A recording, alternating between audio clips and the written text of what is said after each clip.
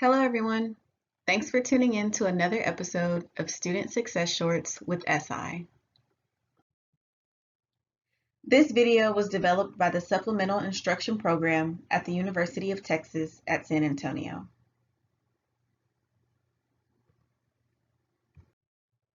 In today's video, we'll be discussing Kolb's experiential learning cycle. This cycle is made up of 4 learning stages that yield effective learning: concrete experience or feeling, reflective observation or watching, abstract conceptualization or thinking, and active experimentation or doing. While the graphic shows that concrete experience is step 1, this does not mean it always has to be the first step in effective learning. Where you begin in the model is completely dependent on your preferred learning style. The 4 learning styles are also provided by the model to help individuals determine which learning style they're most comfortable with and which learning process they're most likely to effectively learn from. These styles include diverging, assimilating, converging, and accommodating. Let's go ahead and take a deeper look into each step of the experiential learning process. The first step we'll look into is concrete experience. This stage describes the introduction to a new situation or experience. Feeling is associated with concrete experience as the learner has the opportunity to feel experiences on their own and learn from what they've experienced. The next step is reflective observation. As stated in the name, this involves the learner taking the time to observe and reflect on their learning experience. This explains why reflective observation is associated with watching. Next, we have abstract conceptualization. In this step, we as learners are connecting the dots between our prior knowledge and our new knowledge. We are making room for new ideas to fit in with what we already know. And finally, there's active experimentation. Here, we consider how our knowledge can be applied to real life. Practice makes permanent, so without applying the knowledge, it's likely to be forgotten. Now that we know a little more about each stage in the learning cycle, let's take a look at the learning styles that tie into our model. The learning style is dependent on the preference of the learner. We can refer to our model as a visual aid. Determining our learning style comes down to 2 things: how we physically approach our task, which is represented on the x-axis, and how we emotionally approach our task, which is represented on the y-axis. The left end of the x-axis describes those that learn best applying their own knowledge, while the right end describes those that prefer watching other individuals to learn. The higher end of the y-axis represents those that would rather experience things firsthand and work in groups. The opposite end describes those that would prefer to analyze their findings independently and logically. Let's view an example to get a better understanding. Each of these individuals are new hires for a hot air balloon company in Houston, Texas.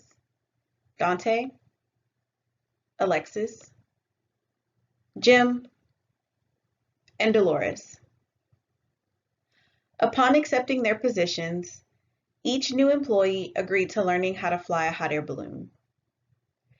To ensure successful completion of flight training and to learn more about their new employees, their supervisor has asked each employee some questions and gathered the following information. Dante is extroverted. He is interested in other people and other cultures and enjoys working in groups. When learning, he likes to watch others perform tasks and uses his imagination to solve problems. Alexis is more introverted, so she is less interested in people compared to Dante. When learning, She appreciates clear and logical explanations and would prefer to analyze and make sense of information over jumping into a hands-on experience. Like Alexis, Jim is less concerned with people. In a learning environment, however, Jim enjoys problem solving, analyzing information, and using his findings to put his knowledge to practice. Finally, let's review the supervisor's notes on Dolores.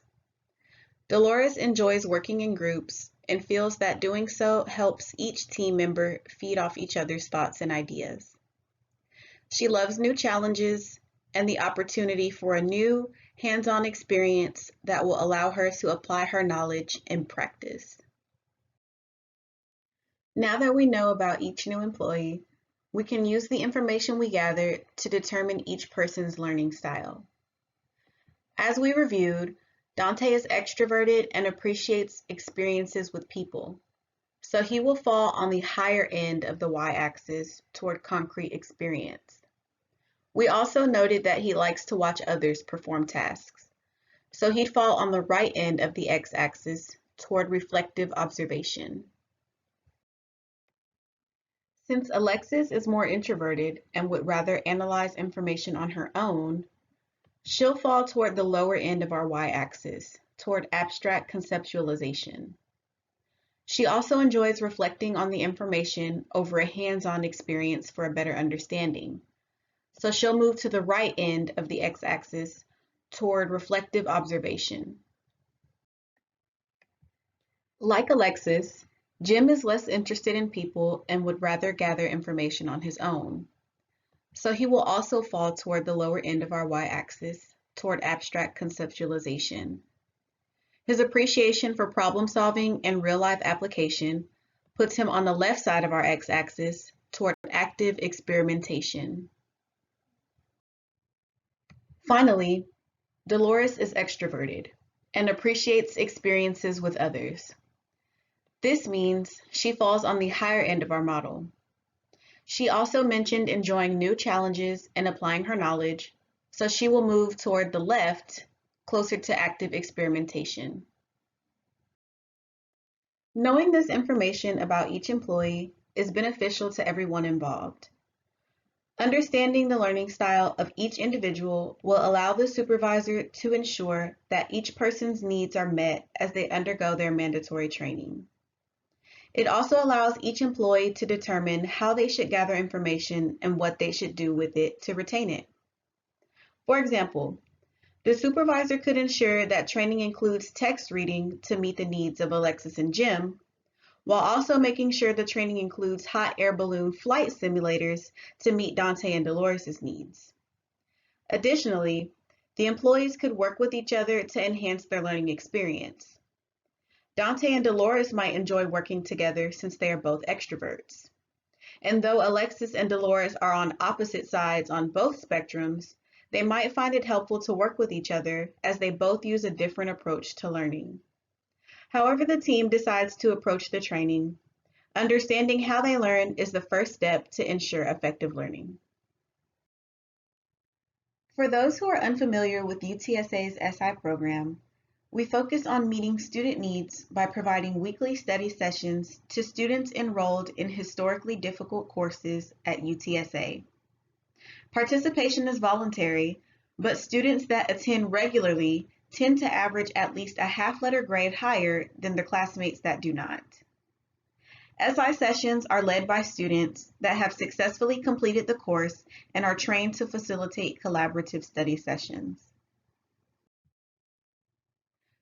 For more information, contact us. And thanks for tuning in to Student Success Shorts with SI.